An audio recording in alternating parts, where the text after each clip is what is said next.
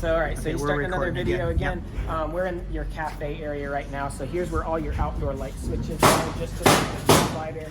And Joe, the framer's installing some walls right now around the tub. So that's what you hear in the background. But the cafe area is nice. You got a couple fixed windows right here, and then two windows looking out on your back. Lanai and everything else. So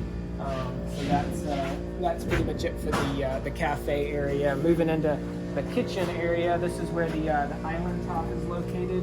So you have your kitchen, sink right here in the island, as well as your dishwasher will live next to that. So dishwasher is going to plug in under your kitchen sink cabinet, and as well as the disposal. So you have some outlets under your sink as well if you need to use that for anything. The backsplash kind of area, we have your under cabinet lighting is all of these brown wires you see here. They very meticulously mark out where they pop out of the wall at the right height, so it nails it based on the cabinet layout, as well as your hood duct for your hood area. That's designed to duct out of the house, so that's really nice. Like in my apartment, it just blows exhaust air on my cabinets, but it's nice. It gets to actually blow out of the home.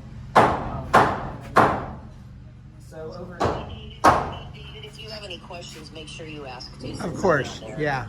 Yeah, so cooktop power is located right here. So your cooktop obviously located right under your hood. And then this is for the built-in, combo oven, area right here, the built-in appliance package that you got. Yep. So your pantry is really nice. It's got its own light and its own air vent in it even. So it's a nice size pantry. Over here you see all these brown wires return to the pantry. That's where your transformer lives for your under cabinet lighting. So your under cabinet lighting plugs in inside your pantry, and you do have an extra little plug, up high in your pantry. It's very, very high up there, like above the door, but you do have some sort of power here if you need it in the future. Yeah, Marlene, you could put it like a rechargeable vacuum or something in here. Yeah, you could plug it in up high. I had one of those based on Terrell's. I had one of those put in that big hall closet. Okay. Storage area high enough where you could fit one of those things.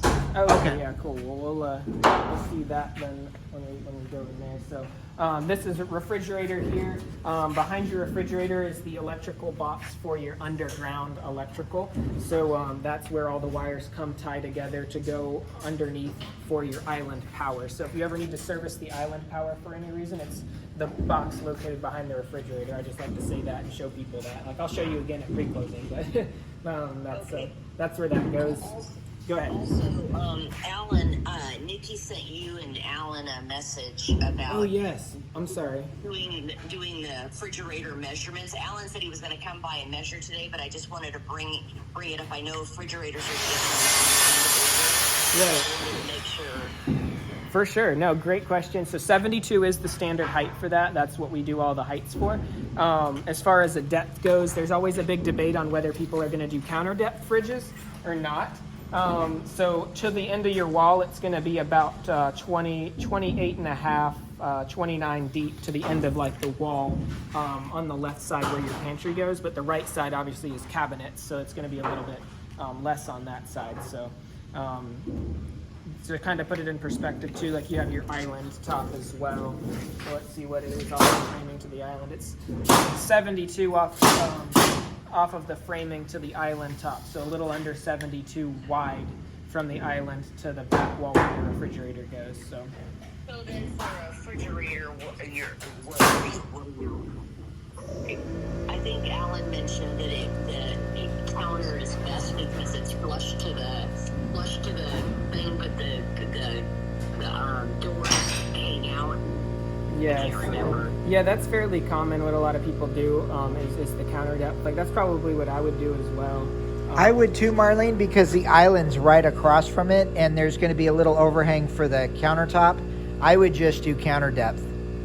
Okay, so maybe Mike, could you confirm with that reply to that email with what you just said? Yeah. So I can start reviewing it. For sure, yes. I saw that last night and I was like, dang it, I didn't reply to this just yet. And then I was like, well, we're going to have a meeting tomorrow, so we'll talk about it then. But yeah, I'll absolutely respond to that as well. And then when we get cabinets in here, if you want, I could take another measurement to just exacts, Okay. but Yeah, that's perfect. um, Perfect. If you want to just do it when the cabinets, just to make sure.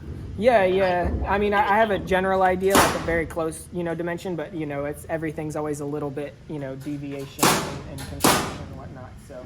All right, we'll wait until the cabinet comes in then. Okay, perfect.